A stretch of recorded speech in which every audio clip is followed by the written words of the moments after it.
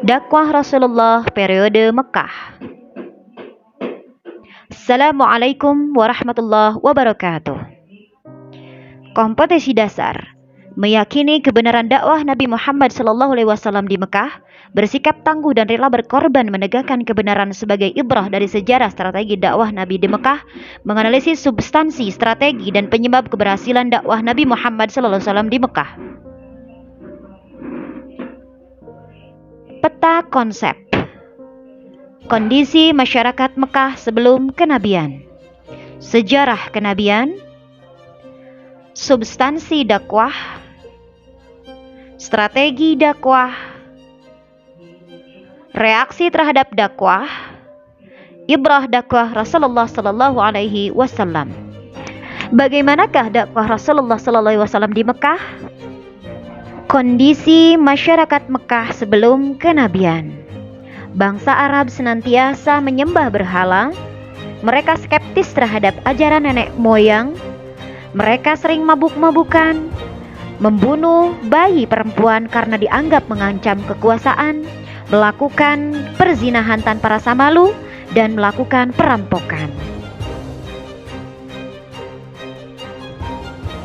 Waktu itu disebut zaman Zahiliyah karena mereka tidak mengenal Tuhan yang sebenarnya. Kemudian dalam kehidupannya selalu terpecah belah serta sering berperang.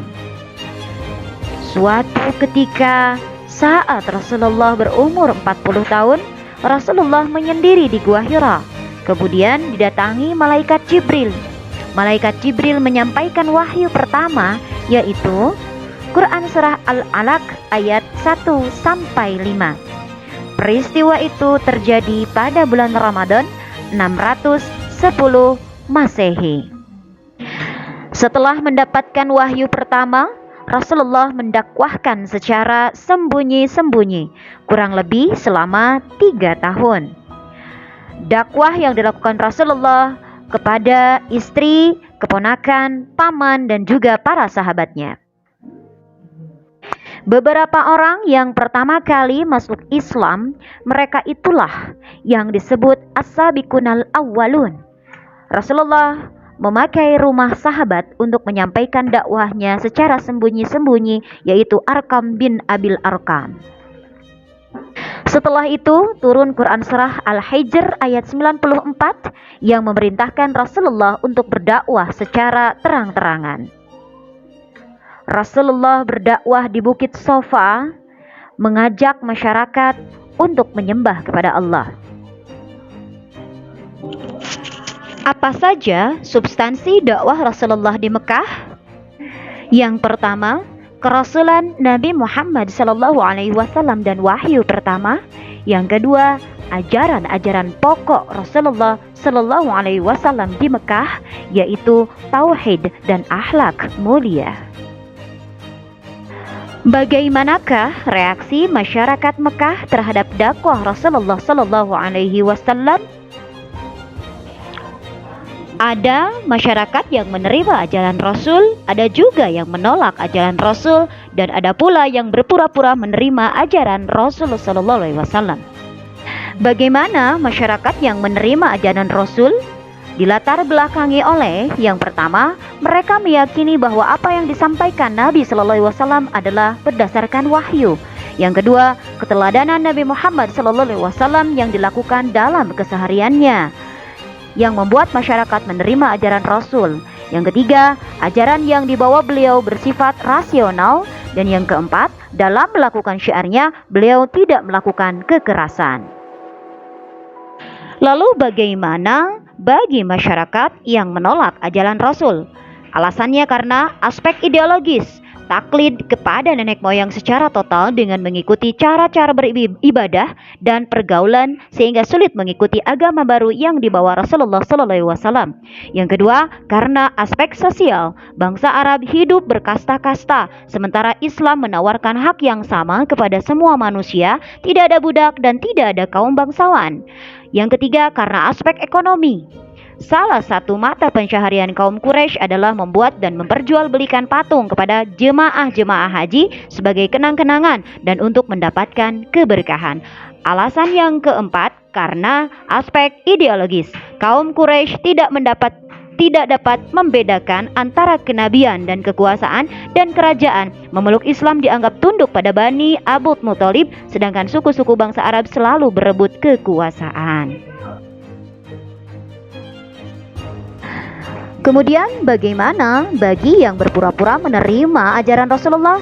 Mereka adalah orang munafik, yaitu yang ingin menghancurkan Islam dari dalam, juga yang ingin merebut kekuasaan Nabi Shallallahu Alaihi Wasallam.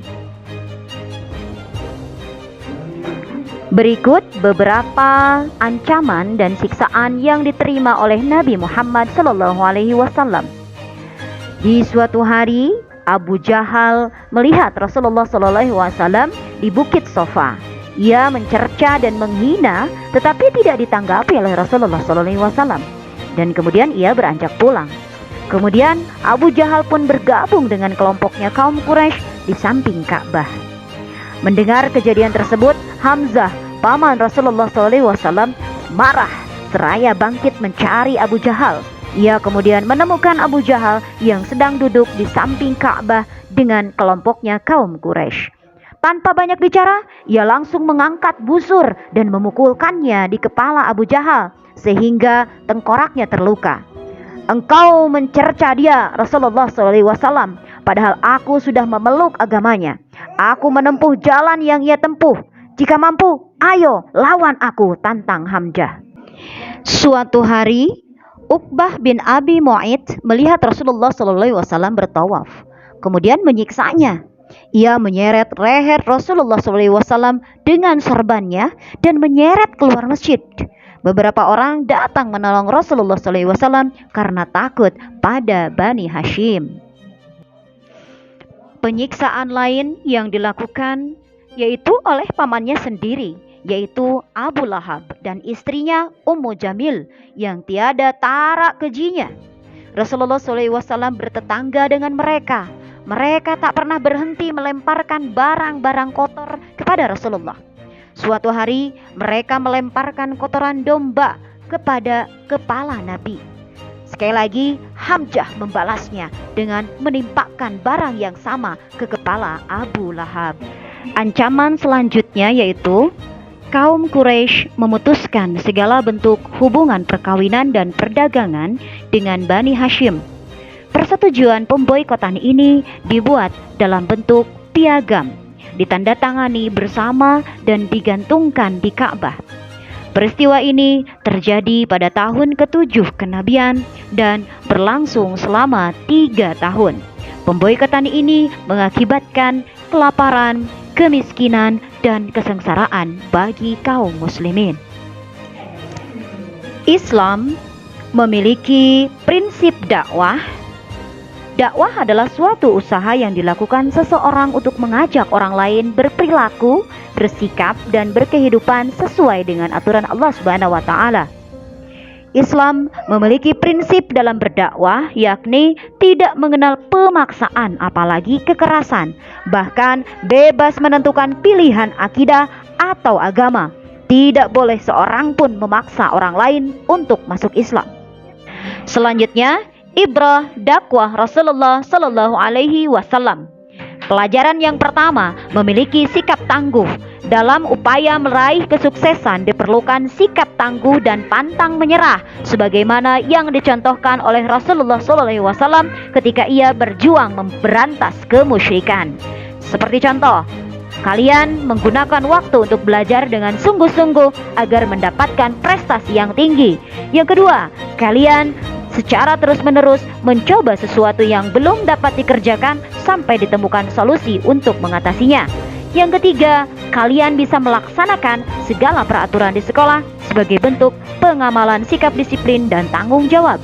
Yang keempat, kalian bisa menjalankan segala perintah agama dan menjauhi larangannya dengan patuh dan keikhlasan. Dan yang kelima, kalian tidak putus asa ketika mengalami kegagalan dalam meraih suatu keinginan. Jadikanlah kegagalan sebagai cambuk agar tidak mengalaminya di kemudian hari. Ibrah atau pelajaran selanjutnya, yang kedua, memiliki jiwa berkorban. Perhatikanlah bagaimana Rasulullah dan para sahabatnya, pengorbanan mereka tidak hanya berupa harta, keluarga yang ditinggalkan, bahkan mereka rela meregang nyawa untuk memperjuangkan tegaknya tauhid. Kalian bisa mencontohnya dalam kehidupan sehari-hari. Yang pertama, kalian menyisihkan waktu sebaik mungkin untuk kegiatan yang bermanfaat. Yang kedua, menyisihkan sebagian harta untuk membantu orang lain yang membutuhkan. Yang ketiga, mendahulukan kepentingan bersama di atas kepentingan pribadi. Alhamdulillahirabbil alamin. Terima kasih pada semuanya. Semoga bermanfaat. Wallahul muwaffiq illa aqwamit thoriq. Assalamualaikum warahmatullahi wabarakatuh.